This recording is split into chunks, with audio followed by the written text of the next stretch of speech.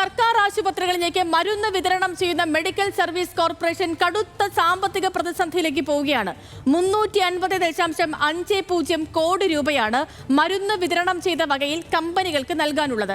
ഒരു വർഷത്തേക്ക് മരുന്ന് വാങ്ങാൻ 1000 കോടിക്ക് മുകളിൽ ആവശ്യമുള്ളിടത്ത് സർക്കാർ ബജറ്റ് വിഹിതമായി നൽകുന്നത് വെറും 356.40 കോടി രൂപ മാത്രമാണ്. കാണാം ന്യൂസ് മലയാളം ദ ബിഗസ്റ്റ്.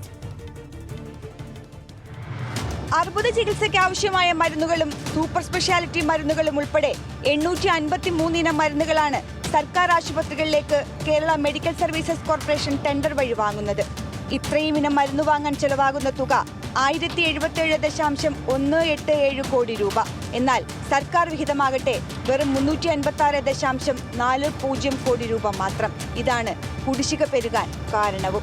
2023-24 കാലയളവിൽ വാങ്ങിയ മരുന്നുകൾക്ക് ഇനിയും 31.82 കോടി രൂപ കൊടുത്തു തീർക്കാനുണ്ട്. 2024-25 കാലയളവിൽ കമ്പനികൾക്ക് കൊടുക്കാനുള്ളത് 233.05 കോടി രൂപ.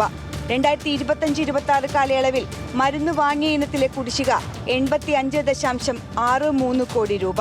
ഇങ്ങനെ മുൻകാലങ്ങളിലെ കുടിശ്ശിക അടക്കമാണ് 350.50 കോടി രൂപയുടെ കുടിശ്ശിക. ഇക്കൊല്ലത്തെ മരുന്നുകൾ മുഴുവൻ വാങ്ങിയിട്ടില്ല. അതുകൂടി വാങ്ങുമ്പോൾ സാമ്പത്തിക പ്രതിസന്ധി കൂടും.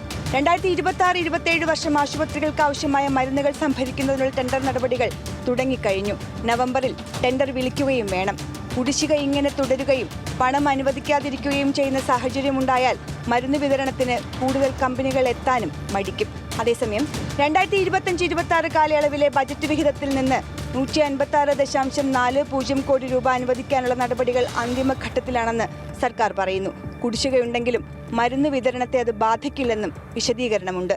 സാധാരണക്കാരന്റെ ആശ്രയമായ സർക്കാർ ആശുപത്രികളിലേക്ക് മരുന്ന് വാങ്ങാൻ വേണ്ടത് 1000 കോടിക്ക് മുകളിലാണെന്ന് സർക്കാരിന് വ്യക്തമായി അറിയാം. പക്ഷേ ഒരു തവണ പോലും അതിന്റെ പകുതി തുക പോലും ഇതുവരെയും സർക്കാർ അനുവദിച്ചിട്ടില്ല.